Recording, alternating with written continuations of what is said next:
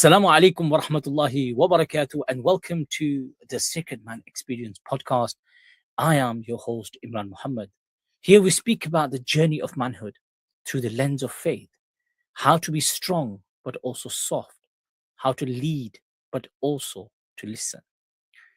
My beloveds, this week's episode is called Living in Two Worlds, the Muslim Man in the West.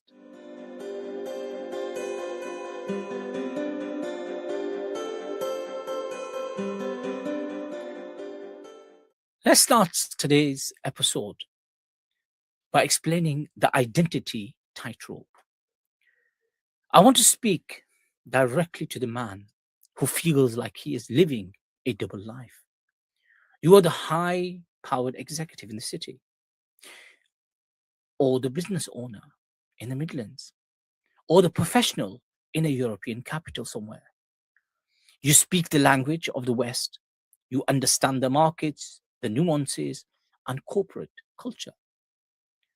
But when you walk into the masjid, or when you sit with your elders, you feel different and a very different pull. Sometimes you feel too Muslim for your colleagues and too Western for your community. You're caught in the in between. You deal with the subtle gaze of Islamophobia on the train, and then you deal with the rigid cultural expectations of the back home mentality at the dinner table. Question is, where is your home? Is it in your passport? Or is it in your prayer? Allah the Almighty tells us in His sacred book, Al-Quran, أعوذ بالله من الشيطان الرجيم ولله المشرق والمغرب فأينما تولوا فثم وجه الله. To Allah belong the East and the West. So wheresoever you turn, there is the face of Allah.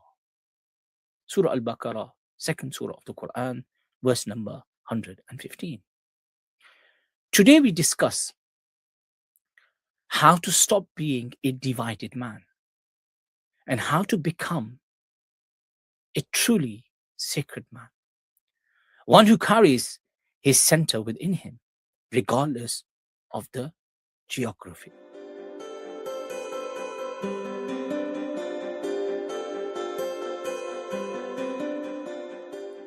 Value integration and bicultural competence. What many of you are experiencing is a value conflict. Your work map values efficiency, individual gain, and secular logic. Your faith map values humility, community, and divine accountability. When these two maps overlap without being integrated, you experience cognitive dissonance. You feel like a fraud in both worlds. In the coaching world, we use a process called parts integration. You are not different people. You have different parts to you. Different parts of yourself that serve different functions at different times. The problem arises when you segment your life, being one person on Friday and another on a Saturday. This segmentation drains your mental energy. We want to move you towards bicultural competence. This is the ability to move between cultures without losing your core identity. We do this by identifying your non-negotiable values. If your core value is ihsan, meaning excellence, your value stays the same whether you are signing a multi-million pound contract or teaching your son how to make wudu. By centering your identity on values rather than environment, you stop being a chameleon and start being a true leader.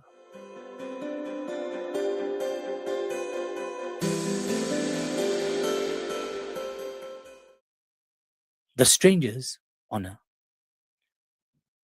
The sacred model himself, the sacred example of man and woman himself, none other than the Holy Prophet, peace be upon him, gave us a powerful prophecy for our time. He said, بدأ الإسلام غريبا وسيعود كما بدأ غريبا فطوبى للغرباء.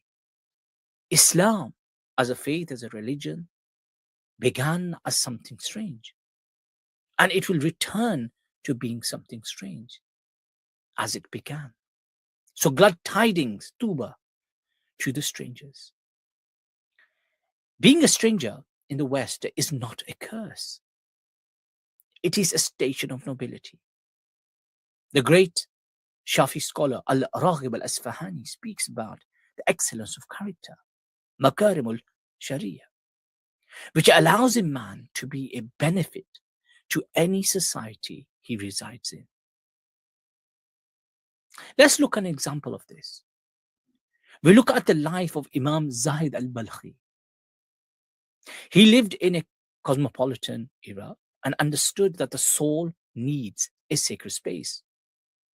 Living in the West requires us to practice khalwa fil jalwa, solitude in the crowd.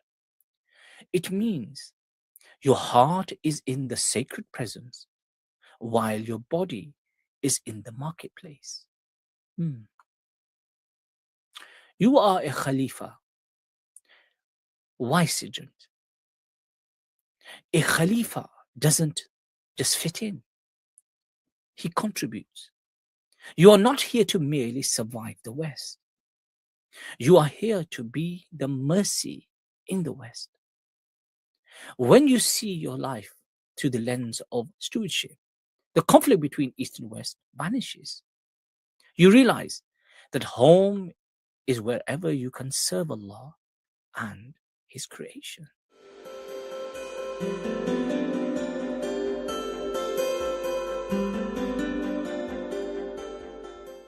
The sacred center. My brothers, it's time to stop apologizing for who you are. Here is your sacred protocol.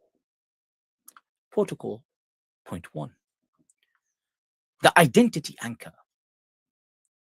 Choose a physical object, a ring, a watch, or even a specific way you sit. Anchor the feeling of sacred presence to that. Whenever you feel the identity split in a corporate environment, touch that anchor. Remind yourself, I am a servant of Allah first.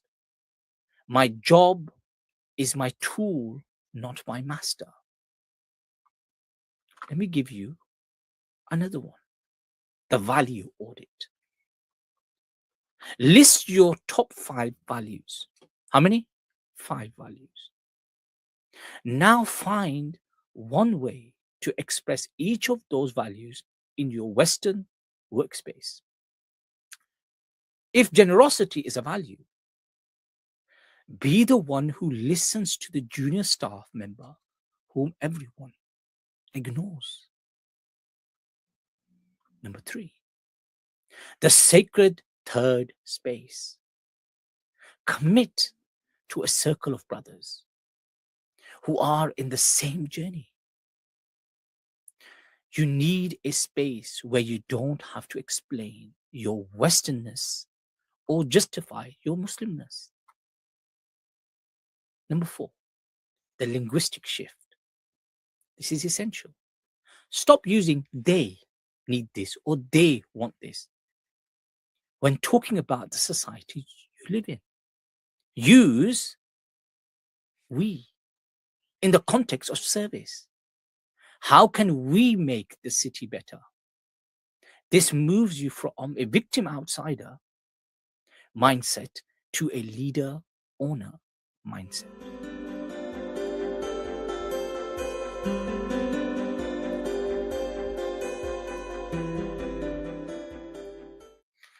You are the bridge, my brother. You are the proof that faith and modern excellence are both one. They are not enemies. They are twins. They are two faces of the same coin. The West needs your sacred manhood more than it knows, and sometimes more than you and I know myself. And as we reflect on this journey of the soul moving through the world, remember the words of the great Maulana Rumi. Not Christian or Jew or Muslim, not Hindu, Buddhist, Sufi or Zen, not any religion or culture system. I am not from the east or the west, not out of the ocean or up from the ground, not natural or ethereal, not comprised of elements at all. I do not exist. I'm not an entity in the world or the next. Did not descend from Adam and Eve or any origin story. My place is placeless, a trace of the traceless, neither body or soul. I belong to the beloved, have seen the two worlds as one, and that one call to and know, first, last, outer, inner, only that breath breathing human being. My beloved, live as one and lead as one. In the next episode, we're going to dive into the physics of prayer, transforming your daily ritual into a psychological and spiritual powerhouse. Until then, stay centered, stay sacred, and remember, you are a sacred man. Assalamu alaikum wa rahmatullahi wa barakatuh.